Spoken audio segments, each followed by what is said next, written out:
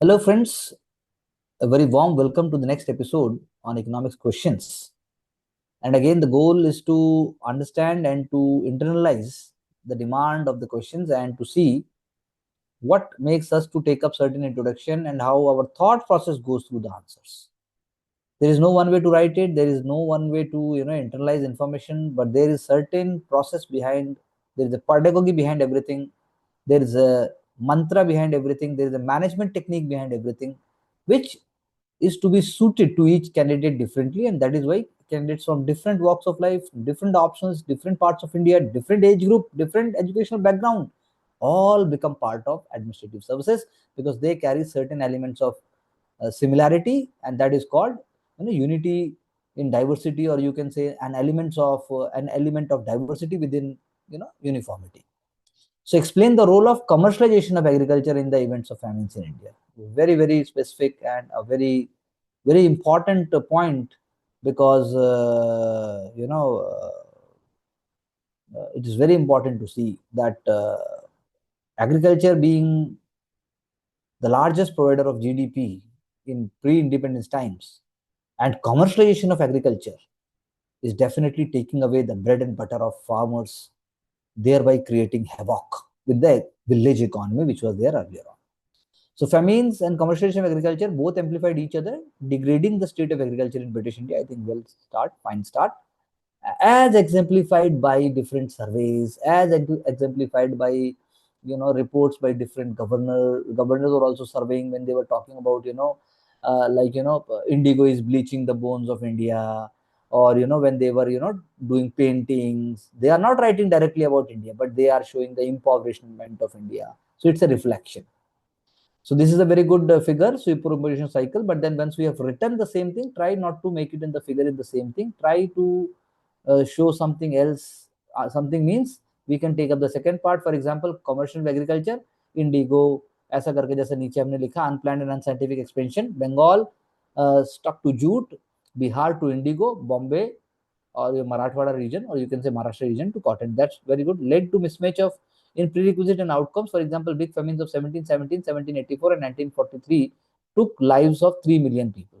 So this is, I think, well written over here. Then again, here by the time of coming this point, you have fairly showcased that it is an all a pan India process, and it was it was British tried not to link it with, obviously I'm just sharing, not writing, you don't have to write that they always said that it is because of nature. It is not because of policies, it is not because of agriculture, it is because of the nature. It is because of monsoon, it is because of some they try to give unscientific and non-economic reasons. So borrowing spiral by farmers due to unviable income and the British coercion on farmers, for example, stated by Famine Inquiry Commission. I think fairly very well written, and even a point is coming up. Excessive use of fertilizers and no gap in cultivation cycle drain the soil of its fertility. Even you can say extensive use of fertilizers on borrowed money. It is on borrowed money, and then monoculture is there basically. So as you already said, there is no scientific study, so you can say this idea of the idea of absentee landlordism, this point number 3 points to that. Those who are rich, they are very rich.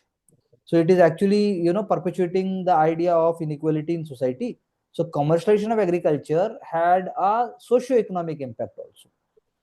It is breaking it is breaking the social fabric, social cycle. Like today also we see farmers commit suicides because they are in debt. They want to celebrate marriage, they want to celebrate their children's birth, they want to celebrate basic human dignity वाला aspect जो है, एक line वो आ सकती थी. Monoculture practice आपने बोल ही दिया. Zero profits for farmers resulted in zero investment in agriculture. So this point number 5, you could have absentee landlordism you have already brought. So little bit of idea could have been there. So point ये है, जो एक element यहाँ पे नहीं आया मेरे हिसाब से, जो आना चाहिए, कि कैसे commercialisation of agriculture is linked with the fluctuation of prices, because the commercial crops are not for food. So they are for export at all costs. So their price is linked with the global events. For example, if there is American Civil War, then the cotton prices will be booming, but if the war is over, then the cotton prices got depressed. So this shock this shock of external exigencies जो है, hmm. External factor without any reason, ये एक आप element ला सकते हो। दूसरा, the railways, क्योंकि अब रेलवेज आ गए, तो railways are linking taking away the product, dumping it in the ports or for outside, outside export. But when it comes to कैसे, import, हाँ, लिंक कैसे होगा with the event of famines, तो वो। हाँ, इवेंट ऑफ फेमीन ऐसे होगा ना कि इवेंट ऑफ फेमीन ऐसे होगा कि फेमीन जो है, आज आप क्या सोचते हो, जैसे आज सूखे की बात हम करते हैं, हम्म। अगर मैं आपको बताना चाहूँ तो आज सूखे की बात हम करते हैं, तो सूखा आता है तो आप आईएमडी बोल देता है बारिश नहीं हो रही है, 2 साल से 1 साल से बारिश नहीं हो रही है। लेकिन वहां पर जो फेमीन है, वो एक तरीके का बेसिक फेमीन, तो रेगुलर फिनोमिना ही है, हम्म। 1770s में ही आना शुरू हो गया था। जी। हाँ। यानी आपको ये लिखना पड़ेगा कि भारत का एक हिस्सा हमेशा फेमीन में है। हम्म। हाँ। लेकिन जब वो एक्सट्रीम में चला गया, यानी मिलियंस ऑफ लोग मर गए, मिलियंस, मानसी मिलियंस, जी। लाखों लोग जब कुत्ते की मौत मर गए, जब आदमी ने आदमी का मांस खा लिया और वहां पर कुछ बचा ही नहीं है, हम्म। तब ब्रिटिश ने उसको फेमिन माना। हाँ। उसके पीछे वही बात है, लिंकेज भी आ गया, उसके पीछे गवर्नमेंट भी आ गई, उसके पीछे सारे एलिमेंट आ गए। हम्म। और कमर्शलाइजेशन ऑफ एग्रीकल्चर मतलब, जब तीनों जो सिस्टम्स हैं, रोयतवारी, महलवारी और जमींदारी, जी। they all three together are tools for फेमीन्स, एक तरीके से फेमीन के एक टूल बन गए, जो हाँ। आपने बताना भी चाहा है। हाँ। ऐसे आप लिंक करोगे एक पॉइंट, तो इसको एक लाइन में लिखा जा सकता है। दूसरा पॉइंट जो है कि famine commission were even set up, आप एक लाइन ये लिख सकते हो, फेमिन कमीशन जो सेटअप किए गए, they never brought the idea of this exploitative nature of farming in India as a region, वो लेके ही नहीं आए कभी। जी। उन्होंने कहा फूड ग्रेन दो, एबल बॉडीज को तो काम कराओ, हम्म। और जो इम्पोवरिश है उनको फूड ग्रेन दो। पर फूड ग्रेन आप दोगे कहाँ से, फूड ग्रेन तो कम होगा, हम सेल्फ सफिशिएंसी तो हो ही नहीं पाई ना। हाँ जी। भाई आप, जो आपने एक डायग्राम बनाया, दूसरा डायग्राम भी छोटा सा बन सकता था, आप सोचेंगे तो अगली बार बना पाएंगे कि क्या हुआ है। बड़ा फार्मर, बड़ा जमींदार, जी। छोटा जमींदार, बड़ा जमींदार शहर में एब्सेंटी लैंडलॉर्ड, हम्म। छोटा जमींदार गांव में लोकल लैंडलॉर्ड, हम्म। उसके नीचे 1000 छोटे किसान जिनके पास जमीन, हाँ जी। लेकिन 2000 छोटे किसान जिनके पास जमीन नहीं है, लैंडलेस। हम्म। तो दोनों लोन लेंगे ना, लैंडलेस भी लोन लेगा, लोन लैंड वाला भी लोन लेगा। जी। लैंड वाला साइकिल में फंसेगा, हम्म। देर से पुअर होगा, देर से मरेगा, लैंडलेस पहले मरेगा। पहले हम। लैंडलेस मिलियंस में चले गए, हम्म। जमीन बन गया। क्रॉप की कटाई हो ही रही है, जी। क्योंकि हमारी लैंड है, गंगा है यहाँ पर, यहाँ पर गंगा है, यहाँ पर कृष्णा है, यहाँ पर कावेरी है, यहाँ पर क्या नहीं। हम्म। आर्टिफिशियल इरिगेशन से करना ही नहीं है, जितना हो रहा है। पॉपुलेशन कितनी थी, पॉपुलेशन आप लगा लो, आजादी के टाइम पे अगर 30-35 करोड़ थी, हम्म। उससे 100 साल पहले कितनी होगी, 15 करोड़। बात समझो। ठीक है सर, हाँ तो जी। आप थोड़ा सा ऐसे देखोगे तो एक और लेवल आ जाएगा, but then this is far more, far good effort in the continuing process. Examine examine बोल रहा है ये, एग्जामिन करने को बोल रहा है कि रेलवेज ने डेवलपमेंट और डेट्रीमेंट दोनों कैसे की। हम्म। यानी कि ग्रोथ तो हुई, क्वेश्चन ने मान लिया, और डेट्रीमेंट भी हुआ, क्वेश्चन ने भी मान लिया, पर वो एग्जामिन करने को बोल रहा है आपको, यानी वो इलस्ट्रेट करने को बोल रहा है आपको विद एग्जांपल, की दोनों बातें आप प्रूव कर सकते हो। हम्म।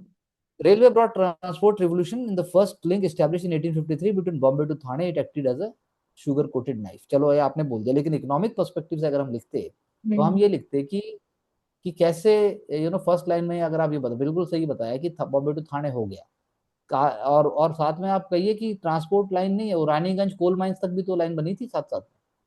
यानी कि यानी कि एक तरफ तो मैन मैनेजमेंट हो गया, और एक तरफ हो गया यू नो कॉमोडिटी मैनेजमेंट, दोनों चीजों के लिए तैयार हो गया। ठीक है। हम्म। अब रेलवे लेड टू डेवलपमेंट, चलो आपने डिवाइड कर दिया दो में।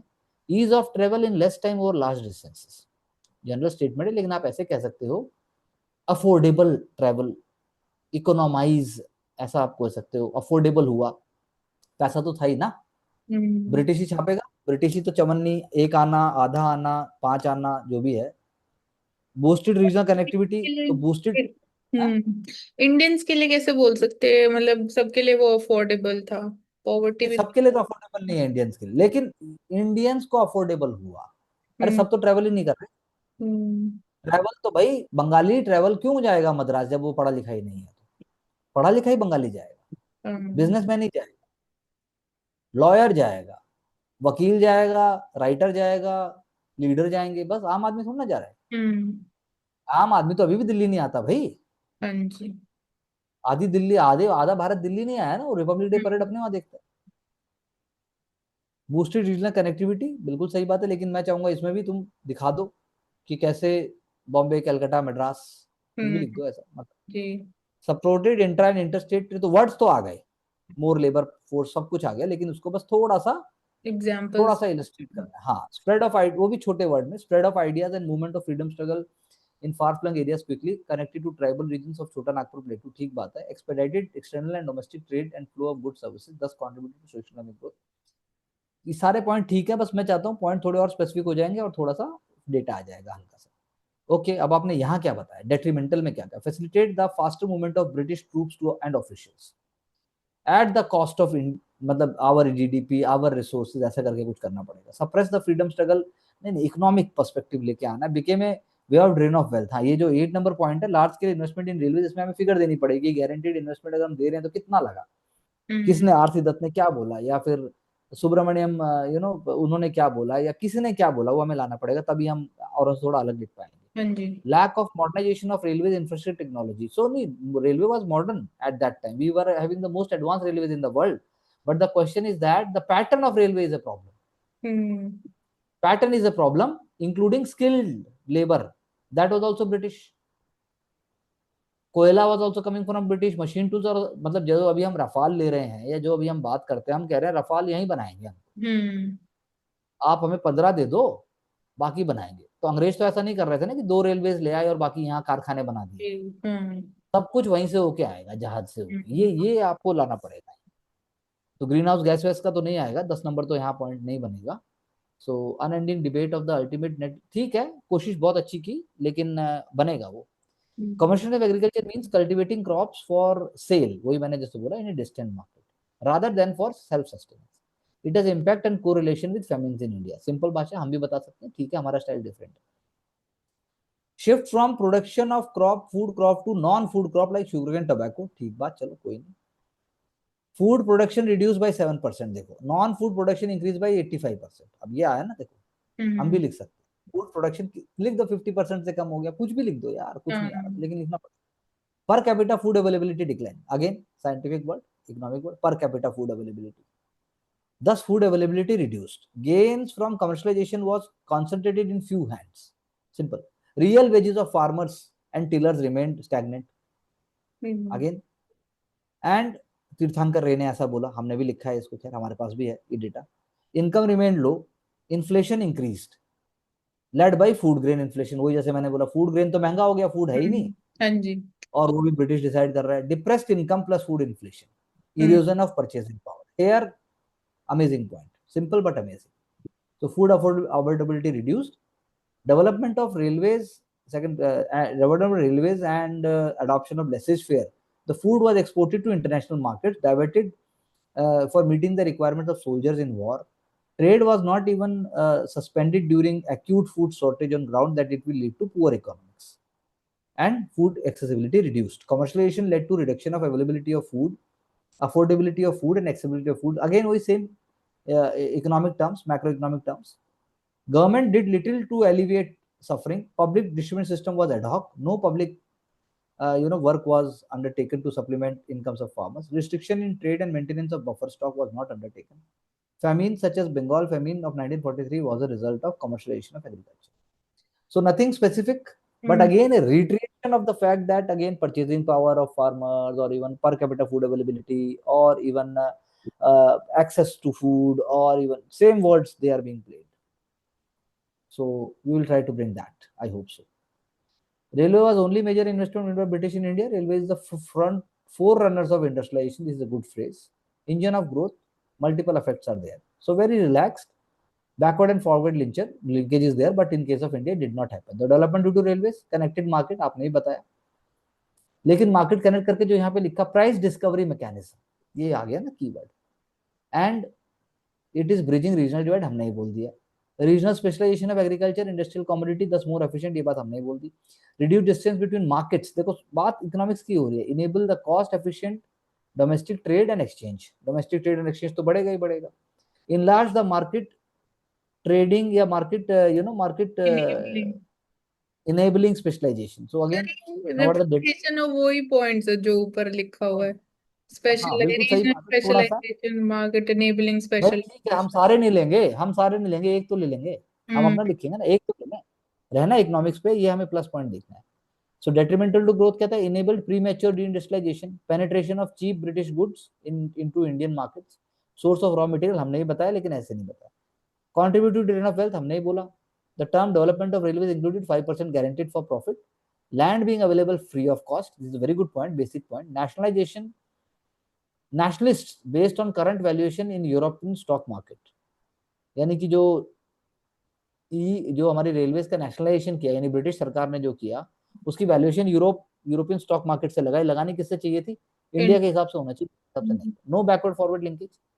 सो you know there is no signalling equipment, और तो ऐसी बात है, वो जो बात मैंने भी, कोल और सारी चीजें वहीं से आती थी, चलिए ठीक है। Discriminatory for right policy is a very good point, again repeated, but then we can put it like this for colonial economy. Low freight charges for raw material, again repeated point, that then we know that rail lines were laid down in haphazard and unplanned manner to meet the needs of British rather than for development and growth of India.